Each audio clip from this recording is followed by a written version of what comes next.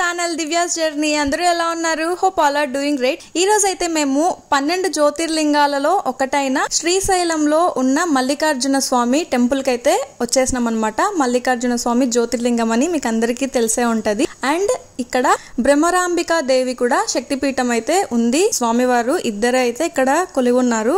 నేను జ్యోతిర్లింగాలలో 12 జ్యోతిర్లింగాలు కదా, నేనైతే 4 జ్యోతిర్లింగాలు అయితే చూసినాను అనమాట. అదేంటంటే రామేశ్వరంకి ఒకటి, తర్వాత శ్రీశైలము, తర్వాత ఉజ్జయిని మహాకాల్ టెంపుల్, ఇంకొకటి ఓంకారేశ్వర్. ఈ 4 జ్యోతిర్లింగాలు అయితే చూసినాను. ఇంకా రిమైనింగ్ 8 అయితే ఉన్నాయి. చూద్దాము, ఫ్యూచర్ లో అవన్నీ కూడా కవర్ చేద్దాం అండ్ మన యూట్యూబ్ ఛానల్ లో కూడా అప్లోడ్ చేద్దాము. మేము మంచిగా దర్శనం అయితే చేసుకున్నాము. మేము స్పర్శ దర్శనం అయితే చేసుకున్నాము. ఈ జూలై 1 నుంచి ఫ్రీ స్పర్శ దర్శనం కూడా మళ్ళీ రీఓపెన్ అయి స్టార్ట్ అయినాయంట. ఆఫ్టర్నూన్ 1:45 to 3:35 వరకు ఉంటది. మీరు చూసుకొని దర్శనానికి అయితే వెళ్ళండి. ఇప్పుడు టోకన్స్ కూడా ఇస్తున్నారంట ఫ్రీ దర్శనానికి.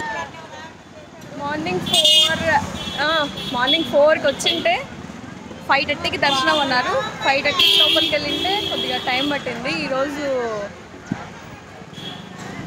ఏదో నక్షత్రం అని ఆరుద్ర నక్షత్రం అని అభిషేకం జరిగింది. సో లేట్ అయింది అనమాట. ఇట్లా వెయిట్ చేసి ఇంకా ఇట్లా వచ్చినాము. ఇప్పుడు ఇక్కడ బ్యాక్ సైడ్ స్వర్ణరథంతో ఊరేగింపు జరిగింది. అదైతే నేను చూసినాను, చాలా బాగుంది. మనము శ్రీశైలంకి వెళ్ళినప్పుడు స్పర్శ దర్శనం చేసుకోవాలంటే ట్రెడిషనల్ డ్రెస్సే వేర్ చేసుకోవాలి. ఇంకా అబ్బాయిలు అయితే పంచ కండువా మాత్రమే వేసుకొని అయితే వెళ్ళాలి. ఇంకా శ్రీశైలంలో ఇంకా దర్శనం అయిపోయి ఫ్రెష్ అప్ అయిపోయి మేము బయటికి అయితే వచ్చేసినాము. ఇంకా రిటర్న్ అనమాట.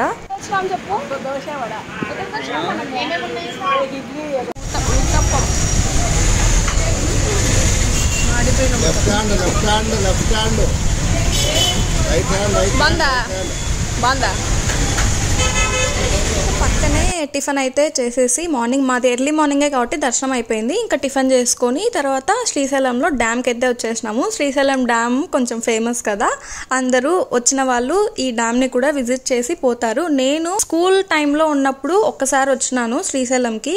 ఆ టైంలో మేము అటు సైడ్, ఇప్పుడు మేము ఇటు సైడ్ ఉన్నాం కదా, అటు సైడ్ నుండి వచ్చి చూసినాము. అప్పుడు ఇటు సైడ్ అనమాట.